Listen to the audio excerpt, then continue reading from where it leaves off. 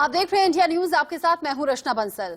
अफगानिस्तान में जो कुछ हो रहा है, आए दिन आती तस्वीर के बाद आप समझ पा रहे होंगे कि अफगानिस्तान में हालात किस तरीके के हैं।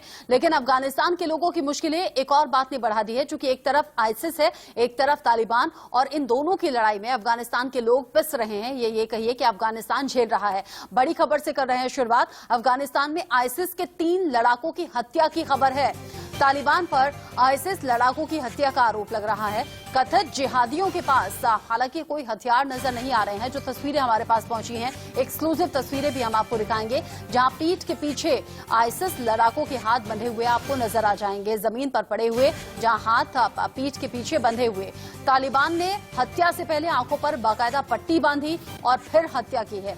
तालिबान का दावा है कि अब अफगानिस्तान में आतंक को पूरी तरीके से खत्म कर दिया गया है। ये जो तस्वीर आप देख रहे हैं, जमीन पर पड़े हुए आईसिस के आतंकियों की देख रहे हैं। ऐसे में तालिबान ये दावा कर रहा है कि अब अफगानिस्तान में आतंक का खात्मा हो चुका है। आईसिस लड़ाकों की हत्या के बाद तालिबान ने ये बड़ा दावा किया है।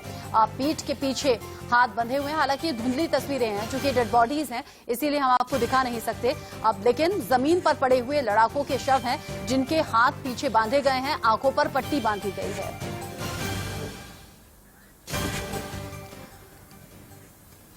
तालिबान ने आईसिस लड़ाकों की हत्या का दावा किया है, और जो अगली बड़ी खबर है वो आईसिस के दावे से जुड़ी हुई है। आईसिस ने अफगानिस्तान में आतंकी हमलों की जिम्मेदारी ली है। जलालाबाद में आईसिस ने तालिबान पर हमला किया था और हमले में मारे गए थे तालिबान के 14 लड़ाके। आईसिस के अपने अलग दावे हैं। आईईडी ब्लास्ट कर आईसिस ने यह हमला किया था, जिसमें नांगरहार में भी 2 तालिबानी मार गिराने का दावा आईसिस की तरफ से किया गया। अब ऐसे में आईईडी ब्लास्ट हुआ, आईसिस की तरफ से ब्लास्ट हुआ और उसकी जिम्मेदारी भी ले ली है। नांगरहार में जहां पर जो तालिबानी थे, 2 तालिबानी मार गिराने का दावा आईसिस की तरफ से किया गया। अफगानिस्तान में आतंकी हमले हुए और आतंकी हमलों की जिम्मेदारी आईसिस की तरफ से लिया जाना। ऐसे में एक तरफ तालिबान है, एक तरफ आईसिस है, और आमने सामने की टक्कर, और दोनों में वर्चस्व की जो जंग है वो आज की नहीं है, पुरानी है। ऐसे में इन दोनों के बीच में ये जो जंग चल रही है, इसमें अफगानिस्तान के लोग प्रभावित हो रहे हैं। वो अफगानिस्तान के लोग जो पहले ही अपनी आजादी खो चुके हैं। 15 अगस्त वो दिन था जब तालिबान ने अफगानिस्तान पर कब्जा करना शुरू किया, और धीरे धीरे पूरे अफगानिस्तान पर कब्जा तालिबान के जरिए किया गया। अब ऐसे में तालिबान ये दावा कर रहा है कि अफगानिस्तान के लोगों की रक्षा भी हम करेंगे, उनकी सुरक्षा की गारंटी भी हम हैं, और अब तालिबान के ही ऊल जुलूल जो फरमान है वो अफगानिस्तान के लोगों के लिए सरदर्द बने हुए हैं, या फिर ये कहिए कि जीना भी मुश्किल वहां लोगों का हो गया है। और अब ये एक और नई परेशानी, जिसमें एक तरफ आईसिस और एक तरफ तालिबान नजर आता है, और दोनों की लड़ाई में अफगानिस्तान का नुकसान हो रहा है। हमारे साथ इसी पर बात करने के लिए खास गेस्ट जुड़ गए हैं। हमारे साथ हैं retired wing commander Praful Bakshi sir, defence expert के तौर पर जुड़े हुए हैं। हमारे साथ हैं रिटायर्ड मेजर मोहम्मद अली शाह, साथ ही साथ रिटायर्ड कमांडर भूषण दीवान भी हमारे साथ जुड़े हुए हैं। आप तीनों का ही बहुत बहुत स्वागत। प्रफुल्ल बख्शी सर, आप ही से मैं शुरुआत करूंगी। अफगानिस्तान में जो तस्वीरें सामने आती हैं वो पहले से ही दिल को बेचैन करती हैं, मन को परेशान करती हैं कि क्या हो गया देखते ही देखते अफगानिस्तान का। अब ऐसे में आईसिस और तालिबान का आमने सामने आ जाना, अफगानिस्तान का भविष्य है क्या? देखिए, आप बिल्कुल ठीक कह रही हैं। ये परेशान करना है, दिल को बेचैन करना बहुत सालों से चल रहा है। ये कोई नई बात नहीं है। इनकी सिविल वॉर भी तालिबान और आईएसआईएस के बीच में हुई थी, बीच में अलकायदा भी था, और बड़े फैक्शंस हैं इनके, कई फैक्शंस हैं, शिया सुन्नी फैक्शंस हैं, और फिर वहाबी हैं, और हजारास हैं, सो मेनी अदर ट्राइबल्स हैं वो जो शिया और सुन्नी के बीच की लड़ाई में साइड लेते हैं। तो इनके बहुत पहले से प्रॉब्लम चल रही थी। अमेरिका ने आके वहां पे अपना आधिपत्य जमाया 20 साल पहले, और फिर वो निकल गया। उससे पहले आईएसआईएस को तालिबान को ताकत देने के लिए, पैदा करने के लिए अमेरिका और पाकिस्तान इकट्ठे थे। बेसिकली सारा का सारा पख्तून इलाके के जो तालिबान लोग थे, जिनके की प्राइम मिनिस्टर इमरान खान जिनसे रिश्ता रखते हैं, वो सारे के सारे इन्होंने अपना वर्चस्व आधिपत्य जमाने के लिए ही काम किया। तालिबान की दोनों फैक्शंस, इस this side of Afghanistan Pakistan and in a border and that side of the border, दोनों मिलके इन्होंने अफगान फोर्सेस को हराया। पंजशीर के ऊपर इलाका हमला कर रहे हैं, या अब तो कंट्रोल पूरा कर लिया है। पर आईएसआईएस जो है वो नहीं चाहती कि तालिबान एक मेंटल ऑफ रिस्पेक्टेबिलिटी लेके ऐसा कंट्री उभरे कि वो यूनाइटेड नेशंस जनरल असेंबली में, सिक्योरिटी काउंसिल में जिसकी आवाज उठे। तो उनके डायरेक्ट चैलेंज देते हैं जिस टीचिंग को आईएसआईएस आगे बढ़ाना चाहते हैं, खलीफा की ट्रेनिंग की, हम खलीफा का एस्टैब्लिश करेंगे जिसको टर्की सपोर्ट कर रहा है, इसको लेकर अब इनमें आपस में लड़ाई होगी और बड़ी भयंकर सिविल वॉर होगी। पहले भी हुई थी और ये चलती रहेगी। अब सब निकल जाए बीच में, हिंदू इंडिया निकल जाए, क्रिश्चियन अमेरिका निकल जाए, सब कुछ निकल जाए, आपस में ये लड़ते रहेंगे जो शुरू से लड़ते आए हैं। तो यहाँ पे कभी आराम नहीं होगा, दिल दहलाने वाली हरकत चलती रहेगी। जैसे कि अभी आपने फोटोज दिखा रहे थे, बिल्कुल वैसा का वैसा रहेगा। पर प्रॉब्लम इंडिया की है कि जब आपस में मिल जाते हैं तो सबसे पहले वो कश्मीर का मुद्दा उठाते हैं और हमारी सिक्योरिटी की बात करते हैं, फिर मिल जाते हैं वो लोग। और इसका भाई बाहर वाली कंट्रीज ने फायदा उठाया, अब चाइना उठा रहा है। चाइना पूरा फंडिंग करेगा तालिबान को, आर्मामेंट, फाइनेंसेस और ओआईसी कंट्रीज से। और आपको हैरानगी होगी, इवन शंघाई कोऑपरेशन कंट्रीज से भी, जहां पे इंडिया भी है और चाइना भी है, वहां से भी मदद मिल रही है। तो आप हैरान रह जाएंगे कि इनको हर जगह से मदद मिल रही है। अगर हम ये सोच के बैठे हैं कि this is the death nail of terrorism, भूल जाइए, टेररिज्म नहीं जाएगा। इनको आपने बिल्कुल ठीक कहा। और अभी तो दूर दूर तक ऐसी कोई संभावना दिखती नहीं है, ऐसी कोई उम्मीद है नहीं कि शांति होगी या फिर लोगों को राहत मिलेगी। और आने वाले वक्त में कश्मीर, आपने सही जिक्र किया कश्मीर का। अब दीवान सर से भी जान लेते हैं। दीवान सर, आईएसआईएस वर्सेस तालिबान की इस जंग में भारत के लिए कैसी खतरनाक स्थिति आप देख रहे हैं? इसके दो पहलू हैं।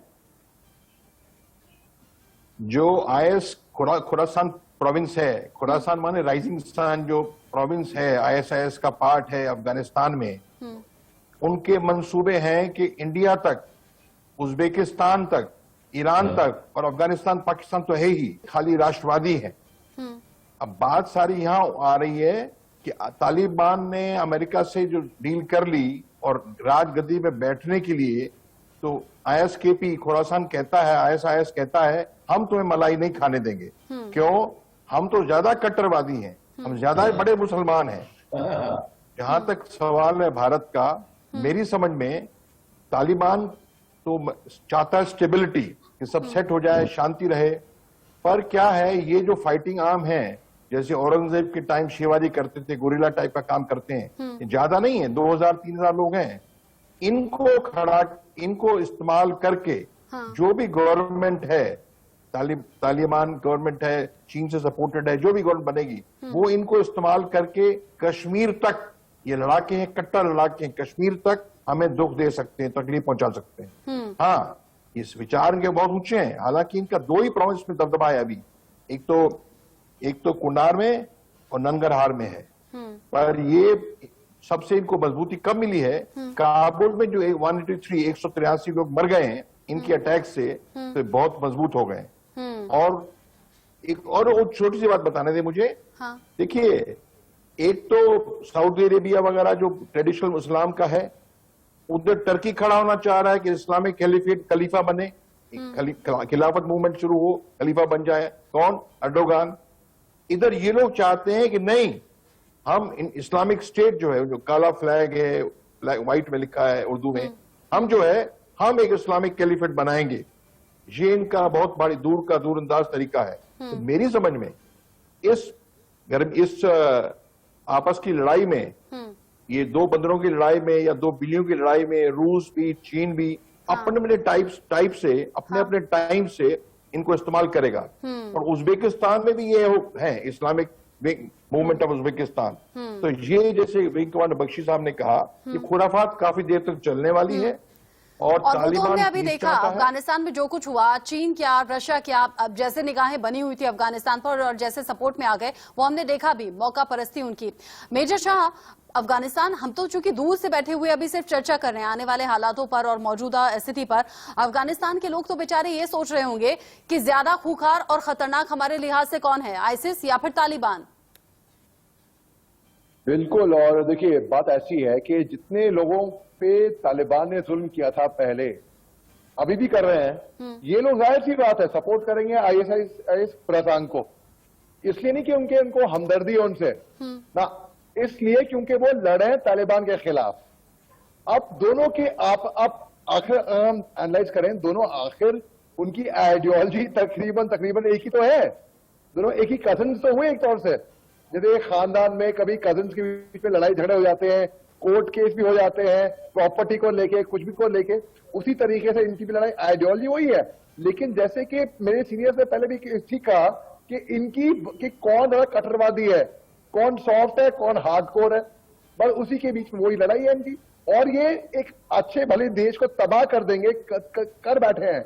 और तालिबान बहुत मेहनत करेगा कि पूरे अफगानिस्तान को तकरीबन 1000 साल पीछे ले जाने की, जितना आगे वो थोड़े बहुत जा रहे थे। जो मुल्क आज ज्यादा लंबी बात नहीं है, 40 साल पहले बड़े अच्छे ऑटोमोबाइल्स मैन्युफैक्चर करता था, वो मुल्क आज की तारीख में एक पिन बनाने के लायक नहीं है। कितने अफसोस की बात है।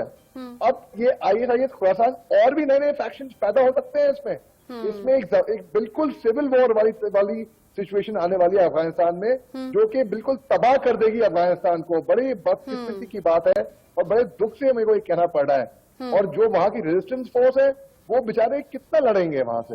और चाइना भी ज्यादा लंबा फंड नहीं करेगा तालिबान को एक्चुअली। अगर हम सोचते हैं किसी को बैठ के मुफ्त में रोटी खिलाएं, ठीक है, 2 दिन खिला दी, 4 दिन खिला दी, 10 दिन खिला दी, कितने दिन खिलाएंगे उसको पालेंगे? पाकिस्तान के पास पैसे नहीं है कि तालिबान को फंडिंग करेगा। तो बहुत मुश्किल वक्त आगे अफगानिस्तान के लिए आने वाला है, ऐसा मेरा देखना है। बख्शी सर, एक लास्ट सवाल आपसे। चूंकि प्रधानमंत्री नरेंद्र मोदी अमेरिका पहुंचे हुए हैं और जो बाइडेन ये साफ कर चुके हैं कि आतंकवाद पर जीरो टॉलरेंस की नीति हम अपनाते हैं। अमेरिका जो कि आतंकवाद के खिलाफ है, जो कि तालिबान के खिलाफ है, जो कि आईसिस के खिलाफ है, अमेरिका क्या सोच रहा होगा इस वक्त इस हालात को देखते हुए? देखिए, अमेरिका अब वो यही सोच रहा है कि इसी लड़ाई में वो पहले था, अब वहां से निकला है, अब वो क्या करेगा? अब अमेरिका की आगे की नीतियों पे डिपेंड करेगा। क्या अमेरिका की गवर्नमेंट और अमेरिका की जो पॉलिसी है वो ये कहती है कि अब हम वापस अपना चीन के रोकने के लिए और रशिया को रोकने के लिए क्या अपना दोबारा आधिपत्य जमाए या नहीं? ये जर और जमीन की लड़ाई होती है। ये कोई एक्चुअली देखा जाए, इवन ये जो अभी आईएसआईएस और इनके बीच में लड़ाई है, ये बीच में जमीनी और जर के बीच है। और जितने आयरन और जितने ओर्स उग रहे हैं वहां पर, जितने जमीन से निकल रहे हैं, उनके ऊपर कंट्रोल करने की है। Drug trade, narcotic trade, smuggling, इसके लिए लड़ाई है। ये कोई धार्मिक धर्म को लेकर नहीं है। धर्म का तो आड़ लेते हैं, उसका पर्दा होता है। ये एक गेम है इनका। अब अमेरिका भी देखेगा कि मैं तो करना क्या है। अब आपको मैं बता दूं, सबसे ज्यादा पैसा अमेरिकन ऑफिसर्स ड्रग ट्रेड में कमा रहे थे। ये कोई छोटी मोटी रकम नहीं थी, बड़ी स्मगलिंग हो रही थी। और अमेरिका अपना आर्म्स ट्रेड कितना कर रहा था। अब इसमें अमेरिका को देखना होगा कि किस तरीके से कर सकता है, क्योंकि उसको चाइना को रोकना है हर हालत में। उसने एक अभियान स्टार्ट किया साउथ चाइना सी, एक अभियान स्टार्ट किया। मतलब कह सकते हैं सर कि अभी सिर्फ भाषण देने से काम नहीं चलेगा, कुछ मजबूत कदम उठाने भी होंगे। अमेरिका जैसा बड़ा देश जो आतंकवाद के खिलाफ बात तो करता है, लेकिन कुछ कदमों में, कुछ एक्शंस में नजर भी आना चाहिए। बहुत शुक्रिया हमारे साथ जुड़ने के लिए आप सभी का, बख्शी सर, मेजर शाह और साथ ही साथ दीवान सर, आप सभी का हमारे साथ जुड़ने के लिए। वक्त हेडलाइंस का हो गया है, लौटेंगे।